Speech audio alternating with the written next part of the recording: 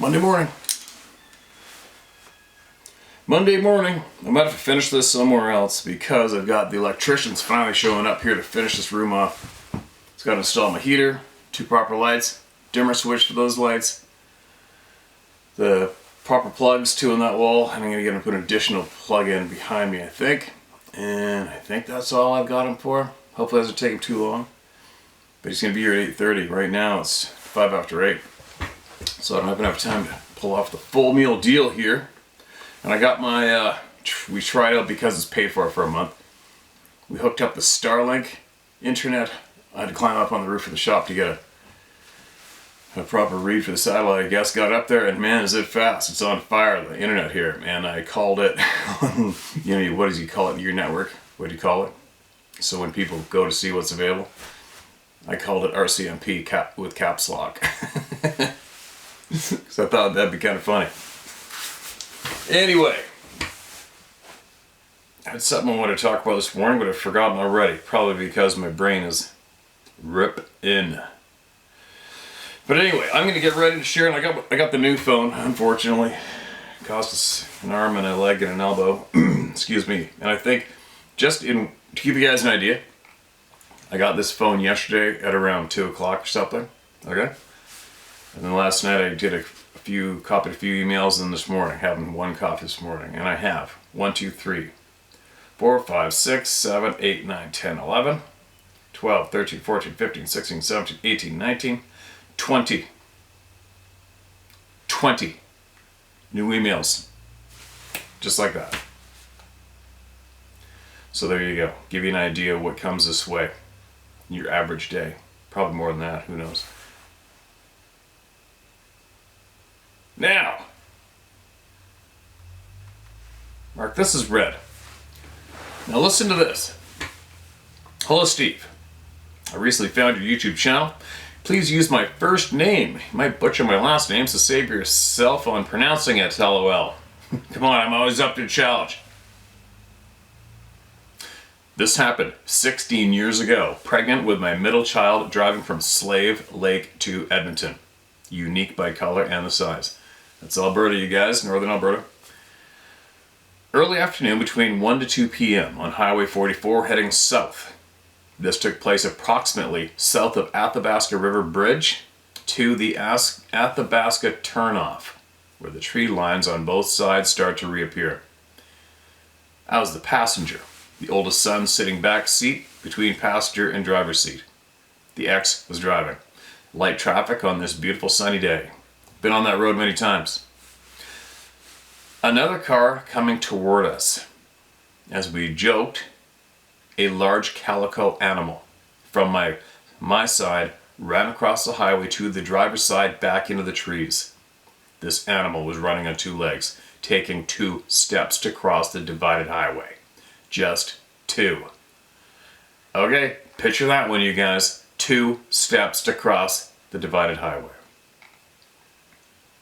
We slowed right down. The car coming the opposite direction was closer to this thing and stopped. We too stopped. I asked him, "Did you see that?" He said, "Yes." "Are you okay?" He said, "No, I need a moment." Both of his hands so tightly bound the steering wheel were so white. I then asked him if he wanted us to stay as he was alone. "No," he said, "he'll continue home." This animal was calico in color. Yeah, calico. A good 12 to 14 feet tall. The muscles on his legs had my full attention. The face seems more cat-like, but believe it was due to the color and trying to sort out justify what the hell I just saw. We were driving a 2003 Trailblazer. The leg's length were nearly the height of the Blazer. Noted the definition on them so finely tuned, long and wide. The arms being swung as it was running looked incredibly long. Between the legs and the color, couldn't focus on anything else. Immediately afterwards, my memory went to the Rangers Fire Tower not far from this site, where 15 to 20 plus years prior to seeing the Sasquatch, a ranger was torn apart from the Firewatch Tower. Details incredibly disturbing and not clear on the full story as so long ago, and talk/gossip as third party. Just know what happened was kept from the media. Yes, was announced, but not the details or what happened to her body. To even remember the Ranger being torn apart, to me, felt there was a reason why I remembered that particular death, and do believe it is linked. We still had a 1.5 hour drive to Edmonton. None of us talked the rest of the way, trying to comprehend what we just witnessed. We lived just outside of Slave Lake, in a community I was scared to venture for many years after that. While surrounded by bears and cougar problem at the time, I was more terrified of seeing that creature again, but also want to see it again. Happy to report, gone back to adventure as the kids became older and picked up on the hobby of metal detecting 6 years ago, and now gold/fossil prospecting. However, we'll only camp in a hard-bodied unit, no tenting, and don't go alone, and not a fan of cougars, as I fear them more than anything else out there now. There's been a few times where the hairs on the back of my neck rise, and that's when I need to leave the area and do. Enjoy your videos. Keep on exploring our beautiful country. Lots to see and enjoy. To all of us out there who have experienced this fascinating creature, thank you for sharing. Knowing not alone gives peace of mind. Happy trails, yours truly, Shannon. That's a holy shit, Shannon. You put us there with the details. You put us right there. The size. There's been a handful of it. A lot of people have reported that size of a being. I had a guy email to me that a helicopter logger had seen one of these things in the head of Toba Inlet, I think, in a logging block, and swore the thing was 21 feet tall. That size of it, what an impact that must be on your average human being, innocent human being, driving along, walking along to see something like that. I mean, it's something else to see one of these beings, but something that big, holy shit. I wonder if that man, the other driver, is following the channel. I wonder. Lots going on around that area, as reported to us from our forest techs, who I didn't email last night, but I will. The fires are going absolutely crazy around that area in Alberta right now. But wow. If you talk to anybody in your community, especially what you're doing now, what you're into now, don't be scared. Just look people in the eye, square up to them, and talk matter-of-factly, and see if they've got anything they would wish to share with you. Because it's more common for people who live rurally or have activities rurally. They know, they've seen it, or somebody they know has seen something. There's more people have than haven't at this point. All right. Creepy.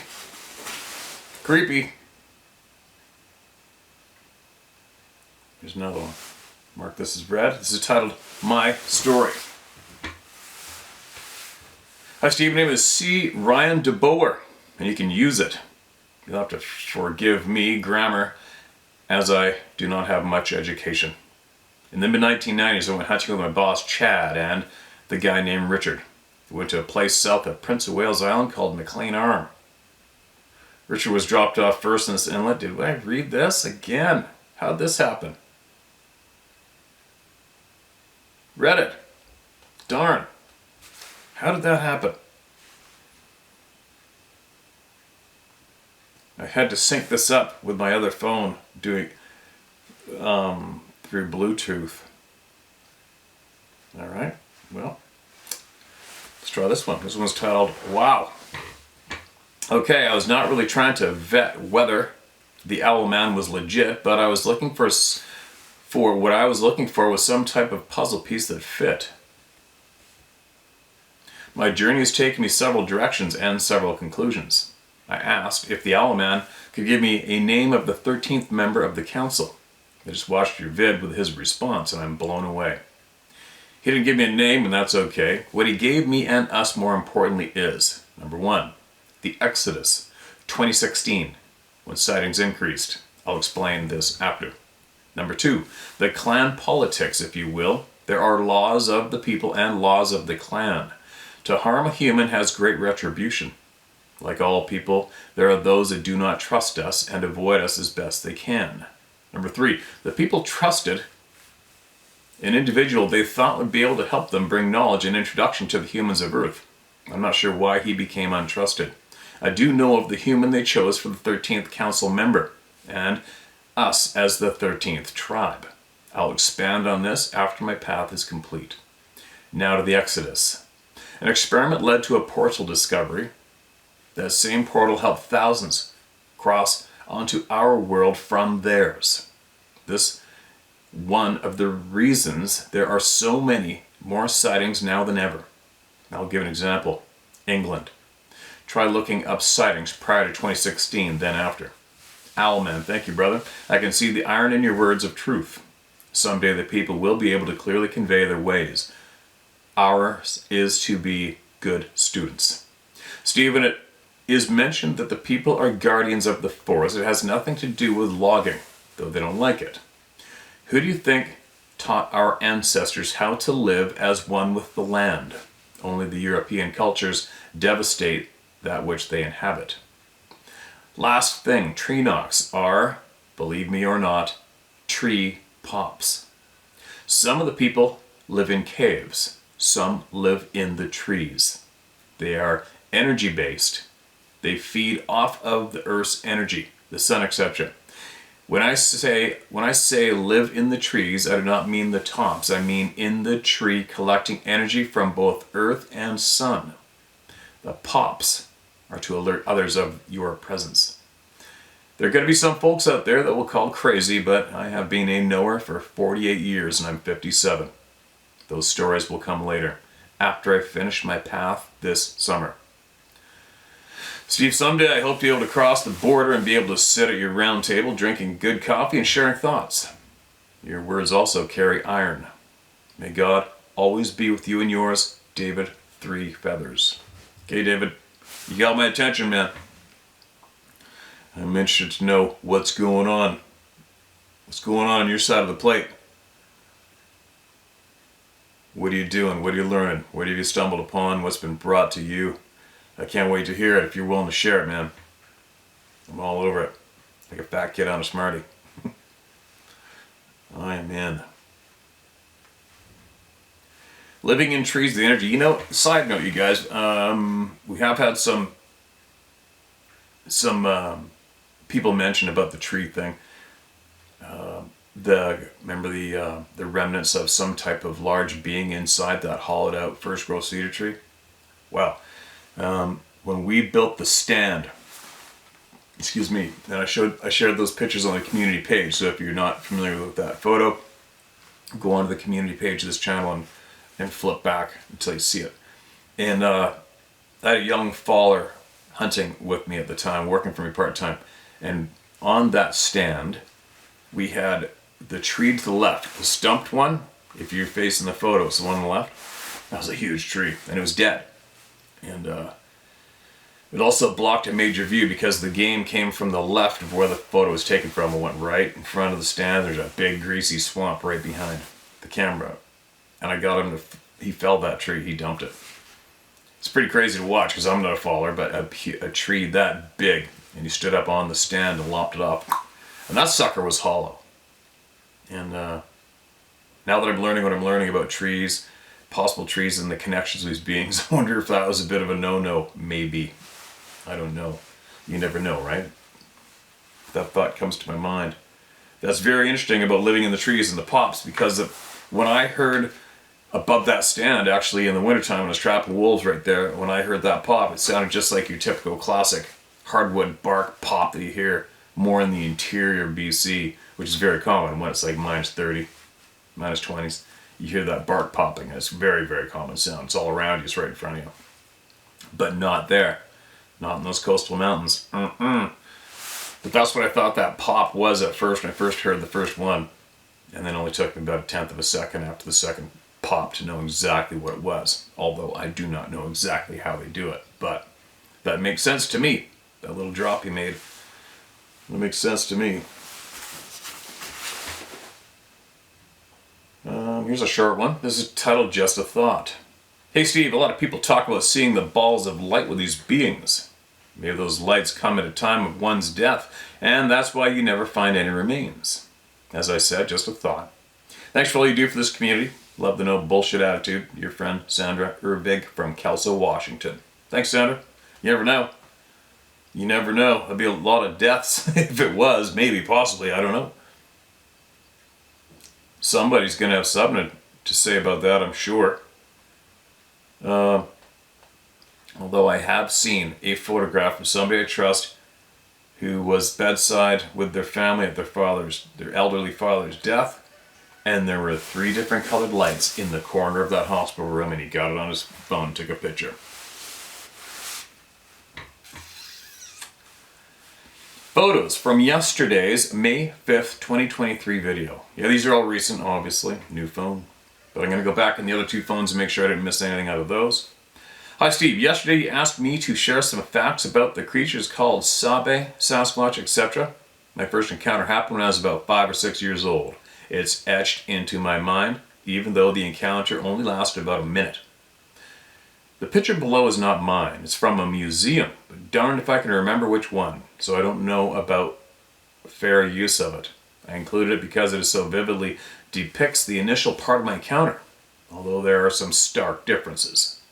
I woke up because I had to go to the bathroom. Excuse me. I was on a top bunk and woke to see a creature similar to this one staring at the window at my baby brothers, who were only a year apart and shared a room with me and my 3 sisters. The boys were just toddlers at the time.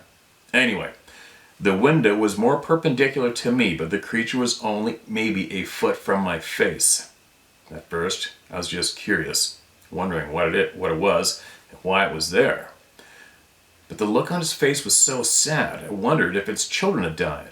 The face was mostly clear of hair and even skin tone, but not black, but not white either. I'd say somewhere in between.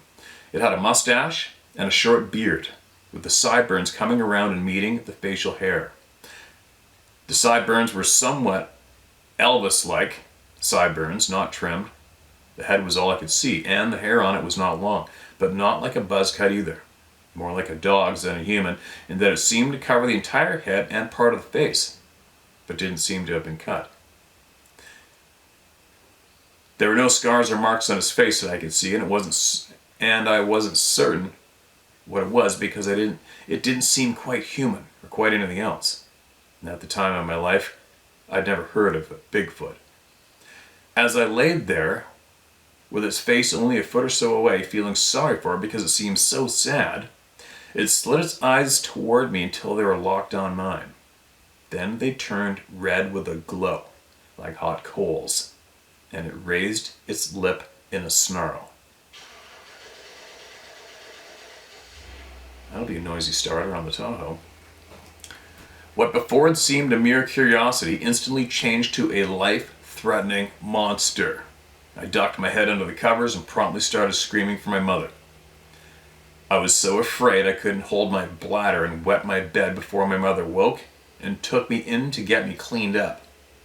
That bedroom window was a good 10 feet off the ground. As the house was built on a slope, what kept it from smashing the window and dragging me out? Only God knows. But I knew from that moment on, it was not a benevolent creature. It showed not only aggression, but contempt with its expression. In the intervening 60 years, I've had many more encounters, including the one in the photos you aired yesterday.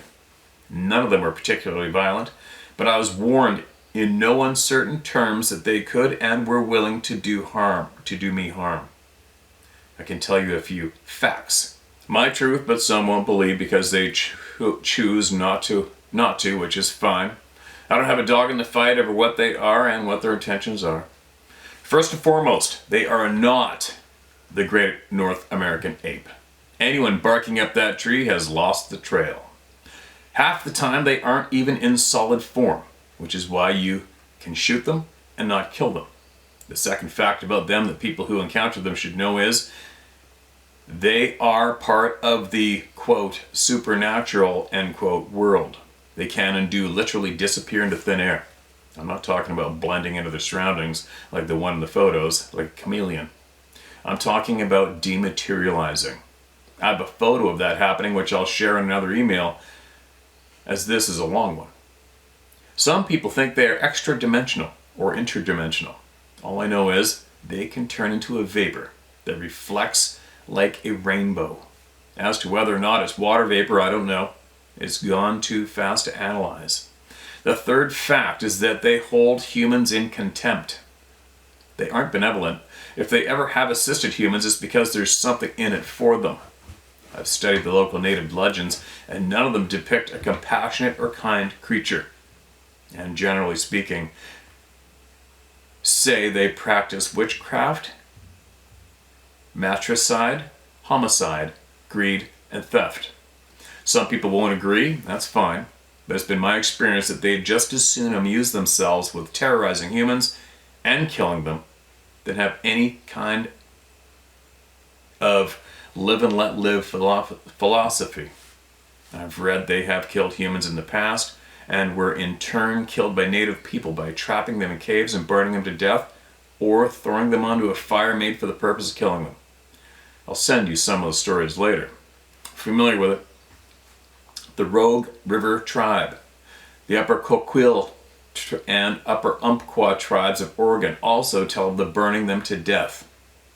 From this fact, I wonder if when they disappear, they don't just go invisible, as they would be able to escape the fires if they truly were interdimensional. The next fact is that they can, and sometimes do, emit a horrible smell. I smelled it twice, and it was different both times. The first time I was deer hunting with two friends, I heard the brush rustling, but I didn't think too much of it. It was a thicket of vine maple.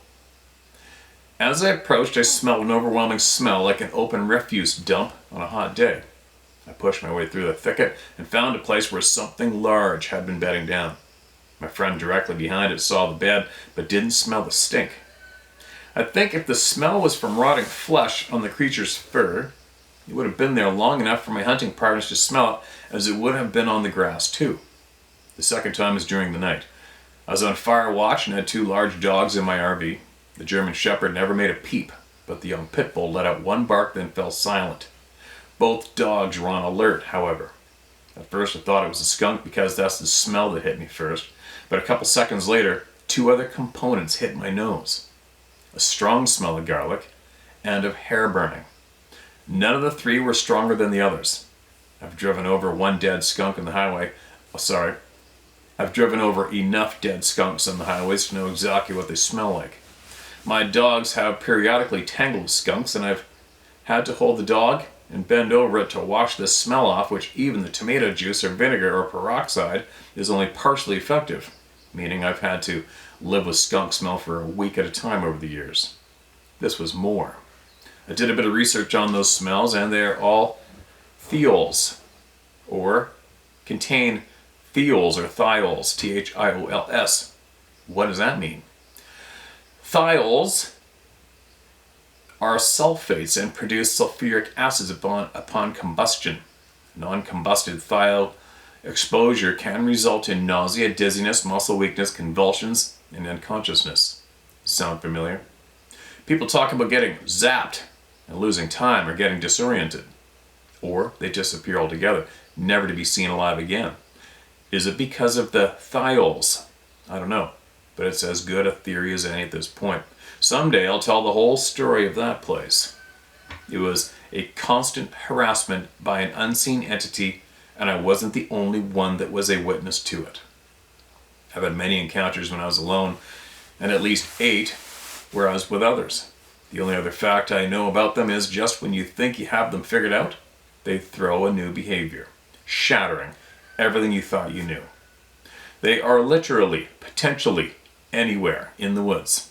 I've never encountered one in town, but others in suburban areas say they have. It's not necessary to protect them. Agreed. They can't be found unless they want to be. You might as well try to capture or kill a ghost as one of them. P.S. Out of a family of 8, 6 of us have had encounters. Not sure why 2 haven't, except one lives in town and the other is a flat-out adamant disbeliever who would find any explanation better than a supernatural humanoid. Thank you for your time, Steve. Not sure if this helps anyone else, but it's the first time I've discussed some of these details outside my immediate family. There's the photo. And you know what? I don't want to get off topic, but I know it'll be out of focus on this camera if I hold it to you, so I'll hold it right there. And then hopefully maybe I can edit and zoom in on it right here. It's just a photo of what depicts a large, somewhat human-like face looking in a window frame, okay? It's not a real being. And on a side note on using photographs online, you know what? I've had photos sent to me, shared them with you, and then someone's emailed me sniveling, crying, claiming it's their photo and I didn't have permission. And remove it right now. And I do. But here's the reality. What I think is the reality. Once you release a photo online, it's game over. It's gone forever. There's nothing you can do about it. And if you tried to, what are you going to do? Are you going to chase down potentially 1,000 different shares of a photograph and try to sue the house off every single one and claim it and get it back under your control and possession? It's not going to happen. It's not going to happen, man. It's just a photo anyway. If anybody out in the world has a photo that they guard to the life, don't put it online. So, what I'm saying is I got no problem. You send a photo to me, I'm sharing it, unless you ask me not to. And I'm sharing it without worrying about causing someone to snivel, because they threw the damn thing online. Once you do it, it's like chucking something in the river. It's going to keep flowing. There's nothing you can do to stop that river. Nothing. But anyway, appreciate you sending me that information, everything you've seen and witnessed. And I basically agree with everything you've said myself. Not that that means much to anybody, but make sure you do email back with more knowledge, all right? Because I appreciate it big time, and I know there's tens of thousands of others here that appreciate it too. So send us more, if you can, when you can. It's very generous of you to share here with everybody through me. Appreciate it. Appreciate it. Let's keep it going, shall we? Electrician's late. Which is fine by me. Wilderness in southwest Arkansas. Weirdness in southwest Arkansas. Arkansas or Arkansas? Steve, I enjoy your channel and content. Thanks for what you do. Over the past 3 or 4 years, I've stayed at my nephew's house near the river bottoms in southwest Arkansas. Occasionally, I will walk about 1.5 miles to the river as I'm an avid hiker. I love hiking and taking photos when I see a view I feel is worth capturing. Last October on Saturday morning, I walked there accompanied by my nephew's dog. My nephew works out of state a lot, so I'm alone there with just the dog and I. She was about 40 or 50 yards ahead of me and ran down the river to jump in as she usually does. The river was lower than I had ever seen it, and you could walk down onto the riverbed. I met her there and stopped to take some photos. We weren't there long when she began acting odd. I said, "Are you ready to go already?" So we began walking back up the road as it ascended out of the riverbed. To my left, about 100 yards, I noticed a dead tree lying at the edge of the riverbed that was around a bend which I couldn't see from standing in the riverbed, but only from this elevated spot. There was something sitting in the roots of the tree, but I couldn't make out what it was. I thought it might be a bear. So I thought I would take some photos and look at them later since I could zoom in on it. Later, as I was looking them over, I was astonished at what I saw. Since they're iPhone photos, they create short videos as well.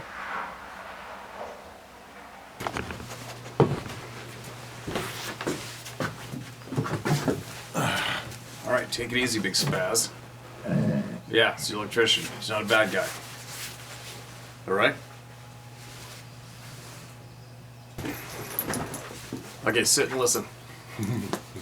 Sit and listen. Sit. Here, get your butt over here. There we go. Don't move. She went and swam in the river yesterday. She thinks she's a duck. Okay, well, listen up. Listen up.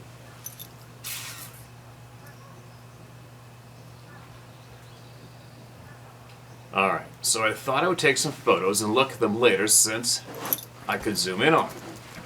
Later, as I was looking them over, I was astonished at what I saw. Since they're iPhone photos, they create short videos as well. I could see the object moving. I discovered multiple creatures moving as well. It seemed to be a birthing area or something like that. There were several Bigfoot with babies, and one so-called dog man. This is a very short version, by the way. This really freaked me out as I didn't really believe in them. Come Wednesday, I couldn't take it anymore,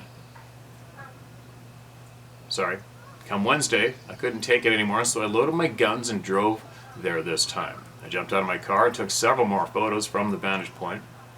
I did this for comparison photos, thinking maybe I was fooling myself. Not only did I see some of the same creatures, but more. I've been trying to construct some narrative from what I'm finding. I've been trying to construct some kind of narrative from what I'm finding.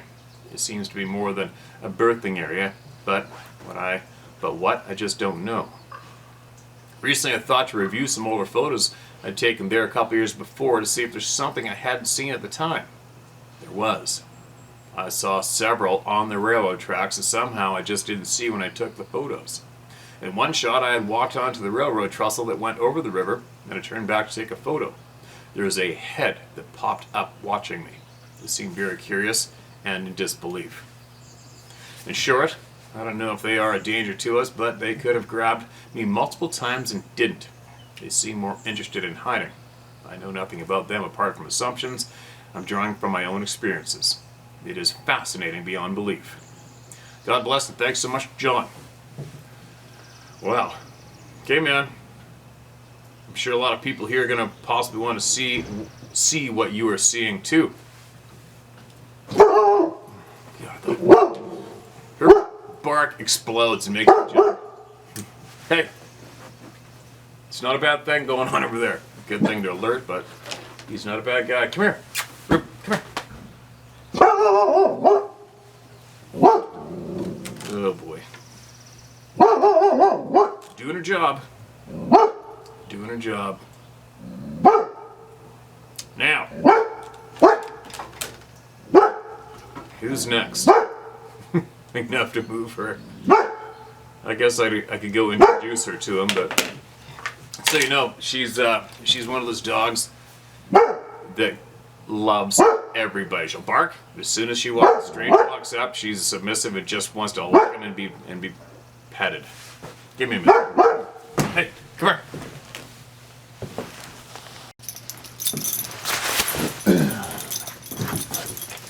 All right.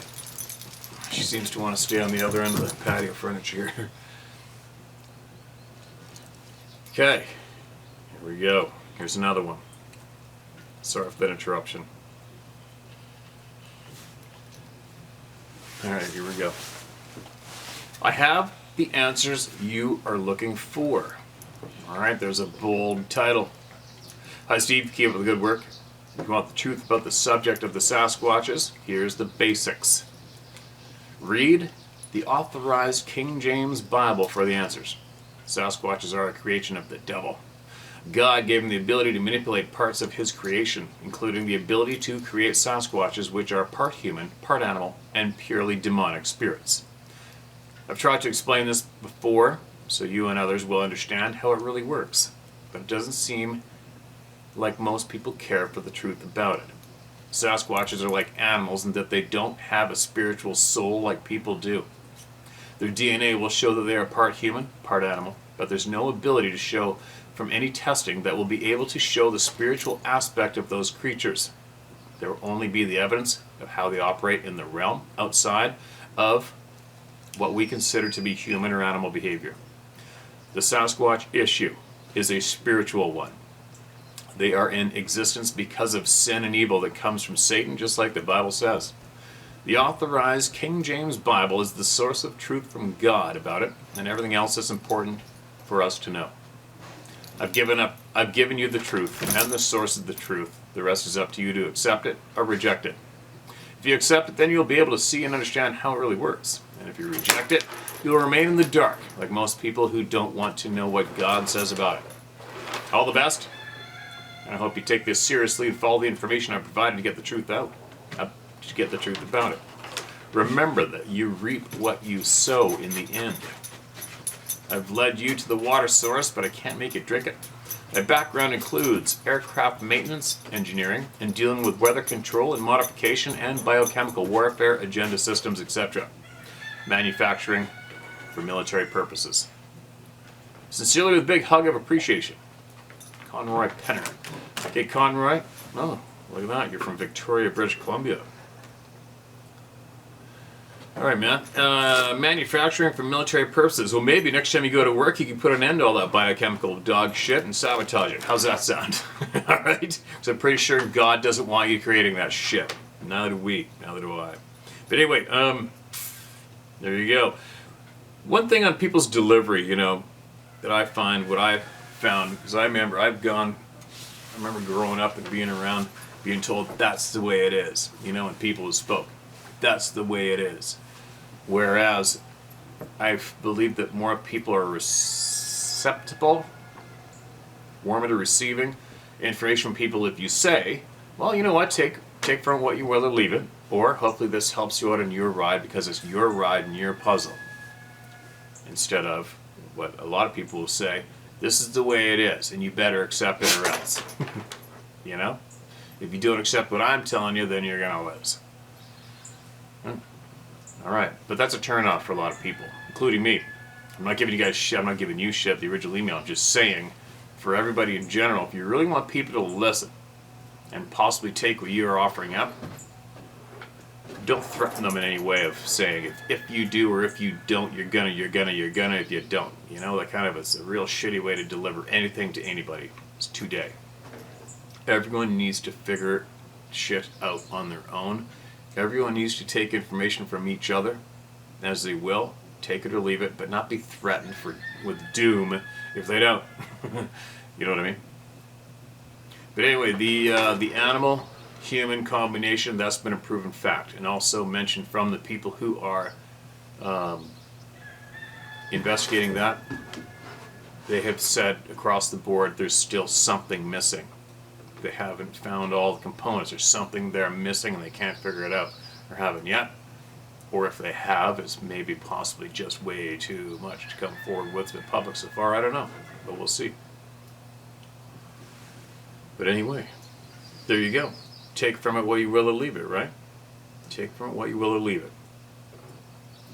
Next, who do we got?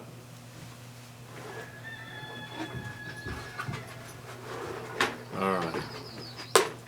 This is red. This is titled Me Experience. I'm guessing that's a typo right off the gate. Probably meant my experience.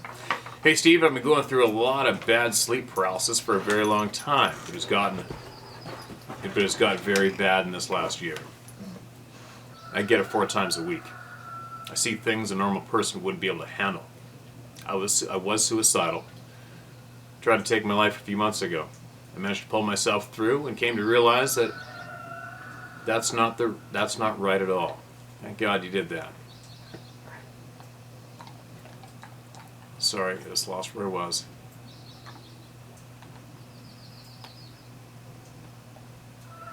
How can I just lose that? Just like, there it is. I would never ever do harm to myself with gain. Going in the woods really helped me. Free climbing, running in the beautiful mountains. The outdoors in a way helped me and kept me busy during hard times. Your channel really helped me understand I'm not the only one who had this occur too.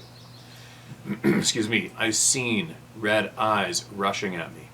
Also, vulture long beak thing trying to scare me. Random spirits. I've seen orange orbs by beaches. I really want to know, Steve, what's all this sleep paralysis? This is my last place for answers. We should meet in June. Better weather. We can go check some places out. Live near North Van. Don't let anyone get in your head. You're a good man. I'm all truth, no time for BS. God bless Steve. Okay, man? That sounds like you're going through a bit of a shit ride. And obviously, since you've been on this channel, you know you're not alone, right? You know you're not alone. That's unfortunate. Thank God you didn't go check out, right? There's no sense in checking out. Ever. Just keep going. You got to keep going, right? You got to keep going, keep learning, keep experiencing. We're all going to pass in due time when the time is right, but you don't decide to, right? You keep going. Fight through everything, keep going, keep learning, and figure it out. This is a safe place for people. I'm glad you found it. Alright, here's a bold email title. Are you ready? Owlman is flat out wrong. R.E. Woodknocks. Okay. Hey, Steve. But he is appreciated. He seemed rather adamant, but woodknocks are not the same. After my sighting in California, June of 2020, I came home to Utah, did some research here, and within a month had found them in 2 separate drainages. Bottom line, just 4 camping trips, 2 separate spots, specifically looking for them, and they let me know they were there each trip. I was screamed at, yelled at, whistled to, 25 approximate feet from my tent door. Tracks and suspect tree marks. A single dead broken branch in the middle of a very healthy pine tree approximately 7 feet high. 3 different series of double wood knocks. 2 series of double wood knocks were against healthy pine trees with crisp thumbs. But one set of wood knocks was a crisp thump. With crisp thumps. But one set of wood knocks was a crisp thump, then a thud from a dead downfall. Thump/thud. Not a big deal, but wood knocks can be different. Like you, I've hunted big game most of my life, and actually you and I are pretty simpatico in that you had a stepdad growing up, but mine was my real dad, enough said. Actually, mine was my mom's husband. I never combination the word dad with that guy, ever. Had I grown up in BC, I would have went into fishing and hunting also. I'll attach a picture of my front room so you know I'm not full of shit. Anyway, I have a bunch of stories, so stop by Salt Lake area if you head down to Arizona. You mentioned the power of the eyes. Dig into how the pineal gland works and its power. It is located roughly in the center of our heads at the base of our brains. I'm sure that is where telepathy comes from. You also mentioned wanting to know who is fighting the deep state elite. There is a group called Q. They're mostly a military intel group that has cut the head off the snake. Done. I've been researching and watching the Q group for over 2 years since the 2020 election here in the U.S. What we are seeing now is called the Great Awakening. Waking up the masses to the utter corruption worldwide. By the way, there is no such thing as QAnon. That is a lamestream media fake label. Greg. Okay, Greg. Gotcha. Take from what you will or leave it, you guys. On that topic of the head of the snake being lopped off, that interests me in a way. I do have time. I have been watching global events for sure. Why? Because I live here on the globe. And all you flat earthers, don't blow a gasket because I just said the word globe. Okay, it's not going to hurt. So anyway, one thing is going on. Hey, stop it! It's the electrician. It's all right. One thing that is going down right now. What is it called? The end of 42 or something? I shouldn't be misquoting, but something to do with the U.S. law. Something's coming to an end, and apparently, and they showed video footage of it. There's an amassed group of something of over 700 and some odd thousand people lined up at the southern U.S. border, getting ready to go to rip across. I don't know what that's about, but I do know one thing. How do you all of a sudden amass, line up, gather up over 700,000 individuals in Mexico and line them up at a border? Where are they sleeping? What are they eating? Where are they going to the bathroom? Where are they going to go? Who organized that? Do you know what it takes to organize over 700,000 human beings to get in one spot? Who did that? That's where my brain goes. It's like, what? Who the F did that, and how do they pull that off? And the logistics involved are absolutely insane. Right? It's pretty alarming. It doesn't matter what country you're in, where you are on the planet today. It doesn't matter who the leaders are, what the politics are. It doesn't matter. The fact is, when you have close to 1 million people getting ready to surge a border into a country? What? Right? It'd be interesting to see how that plays out, but that is pretty frickin' alarming to me. I don't give a shit what your story is or where you came from.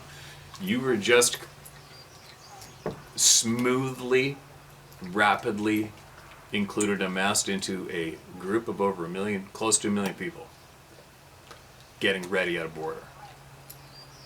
That does not make any sense at all. Furthermore, if they did get across the border, where are they going? What are they eating? Where are they sleeping? How are they washing? Where are they going to the bathroom? Where are they going? Isn't that bizarre? There's some very bizarre things. Not only that, but there's some really crazy there's some crazy shit going on the planet. Absolutely crazy. Anyway, babbling a bit. I gotta get going. I shared a video which was shared to me from a subscriber watcher here, and I shared it with all you guys in the community page this morning. It's a worthy listen. I listened to it, and it's worthy. Finally, somebody came up with a 10-step plan of how to do something instead of just pointing out and pointing it out and pointing it out and pointing it out, the corruption and all the bad guys. So I shared it. It's worthy of your time. It's 30 minutes, 33 minutes. So. Anyway, I'm going to get moving. I got a lot on the go, and my attention's being drawn away from here, so I won't be able to read smoothly until I deal with what I have to get done. So, not that sentence makes sense. Not that that sentence made sense. I'll be back shortly, you guys, alright? Share my story at howtohunt.com.